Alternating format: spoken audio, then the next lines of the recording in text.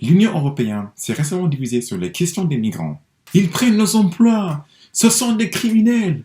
Ouvrez les frontières. Chaque immigrant exige un traitement digne et équitable. Bonjour, je m'appelle Silla et j'habite maintenant en France depuis 4 ans. De nombreuses personnes sont tristes de l'entrée des migrants dans l'Union européenne, tandis que beaucoup encouragent la présence de ces personnes migrantes. Et moi, j'étais au cœur de ces discussions en tant que migrant, en tant qu'étudiant dans la migration et en tant que quelqu'un qui a un podcast dans la migration. J'ai aussi fait un master dans ça et donc du coup, j'ai plein de questions à poser et j'ai eu plein de discussions et dans tous ces domaines-là, j'ai appris quelque chose. Beaucoup de personnes ont des discussions, mais ils n'ont pas tous les faits et pas tous les outils. Donc, aujourd'hui, je vais vous donner quelques petits outils et quelques petits faits que vous pouvez utiliser lors de vos prochaines discussions avec vos amis, avec vos proches et avec vos parents. Parlons donc de ces deux outils utilisés par l'Union européenne, Frontex et la Convention de Dublin. Je vais vous raconter une histoire et à travers cette histoire, nous allons voir le parcours de la plupart des personnes, des demandeurs d'asile, qui arrivent en France ou bien en Europe. Il y a un homme qui s'appelle Johnny. Johnny, il est d'origine d'un pays africain et il se dirige maintenant vers l'Europe à travers l'Italie. Il a quitté son pays parce qu'il était poursuivi par le gouvernement pour s'être élevé contre les violations des droits de l'homme dans son pays. Il a laissé sa femme et son enfant dans son pays d'accueil, dans son pays d'origine, parce qu'il devait partir précipitamment. Après plusieurs jours d'épreuve, il arrive enfin à la frontière libyenne et il voit plusieurs personnes portant ce qui ressemble à un équipement militaire avec une étiquette de Frontex sur le devant de leur t-shirt. Tant de questions ont jamais dans la tête de Johnny. Qui est Frontex? Où se trouve le Frontex? Avez-vous déjà vu cette personne ou ces personnes dans un aéroport ou dans un port de mer? Eh bien, ce sont des agences de Frontex. Frontex a été fondée en 2004 après avoir testé pendant plusieurs années des centres ad hoc sur le contrôle des frontières de l'Union européenne. Son mandat initial était de mettre en œuvre les contrôles aux frontières extérieures de l'Union européenne et d'aider les États membres à mener les opérations lorsque la tâche était trop lourde pour une seule nation. Et son nom, Frontex, vient de l'abréviation française Frontières extérieure. La mission de Frontex consiste d'assurer le bon fonctionnement et la bonne sécurité des frontières extérieures en veillant à ce que la libre circulation des citoyens de l'Union européenne au sein de l'espace Schengen soit contrebalancée par un contrôle strict des migrations aux frontières avec les pays voisins hors de l'Union européenne. Par conséquent, elle déploie des gardes-frontières et les patrouilles maritimes. Si nécessaire, elle procède à une évaluation de la gestion des risques, elle coordonne le repatriement des immigrants illégaux et elle surveille les frontières de l'Europe pour voir s'il y a toutes sortes d'activités illégales ou illégaux. En fin de compte, l'activité principale de Frontex est de coordonner l'action avec l'autorité des États membres de l'Union européenne pour exercer une contrôle de leurs frontières extérieures et de contribuer à partager les informations sur les schémas et les activités migratoires entre les États membres. Pour de nombreuses personnes comme Johnny, il est incroyablement difficile de se rendre en France, car avant même passer les frontières, ou l'extérieur de l'Europe, ils doivent tenter de passer devant les troupes de Frontex. Et ici, je dois mentionner que Frontex a été critiqué pour le fait qu'elle est également autorisée à opérer dans les territoires non européens, comme la Libye, pour autant qu'ils soient limitrophes d'au moins un État membre de l'Union européenne. Ainsi, dans les endroits situés près de l'Italie, l'Espagne, la Pologne, il y a eu une pression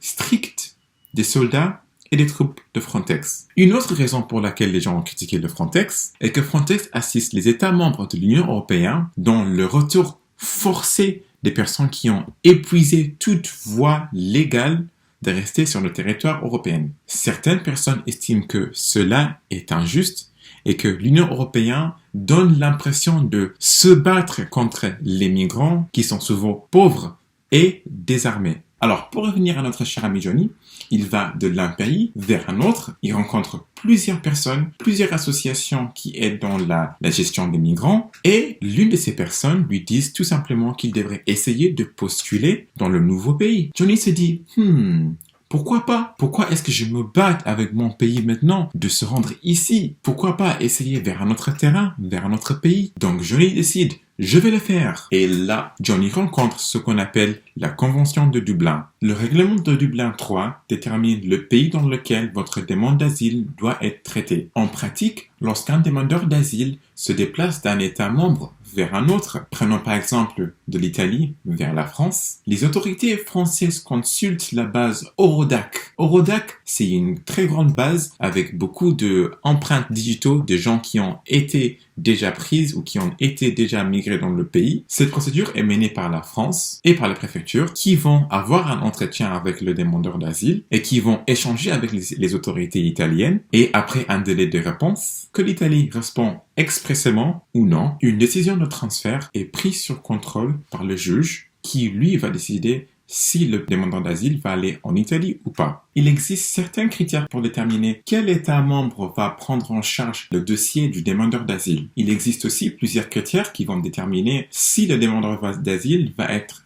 transféré dans un pays ou un autre. Et ces critères sont ainsi. Premièrement, l'État membre ou le membre de votre famille a obtenu l'asile international ou il est demandeur d'asile. Donc, si par exemple vous avez une mère qui a obtenu la demande d'asile en Italie, par exemple, vous allez être peut-être transféré vers l'Italie parce qu'on essaie de faire un regroupement familial. Cela se passe dans le cas où les demandeurs d'asile ont moins de 18 ans, c'est-à-dire que les demandeurs d'asile sont les mineurs. Deuxièmement, l'État membre qui vous a accordé le permis de séjour ou bien le visa. Troisièmement, l'État membre de l'entrée sur le territoire de l'Union européenne. Et si, par exemple, le demandeur d'asile a résidé pendant 5 mois, pendant plusieurs pays ou plusieurs États membres, l'État membre dans lequel le demandeur a résidé en dernier est responsable de l'examen de la demande et de protection internationale.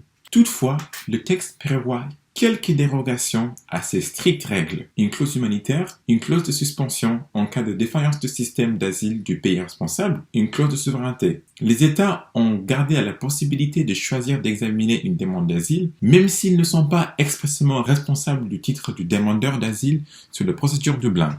Par conséquent, après avoir appris cela, Johnny finit par critiquer le système de Dublin. Ce système est des fois vu comme un système inefficace. D'une part, il ne tient pas compte du parcours ou des intentions de notre cher ami Johnny, et cela veut dire qu'il ne tient pas compte de plusieurs disparités inexistantes ou existantes entre les États membres et le demandeur d'asile ou son pays d'origine. Il y a aussi une espèce de différence entre les différents systèmes d'asile, par exemple en Italie et la France et en Allemagne. D'autre part, cette procédure Dublin, il fait peser une charge un peu plus lourde sur les pays qui sont à l'extérieur de la frontière européenne. Enfin, ce dernier cas, il ne concerne environ que 15% des demandes d'asile en Europe et les transferts effectifs sont proches à 5%.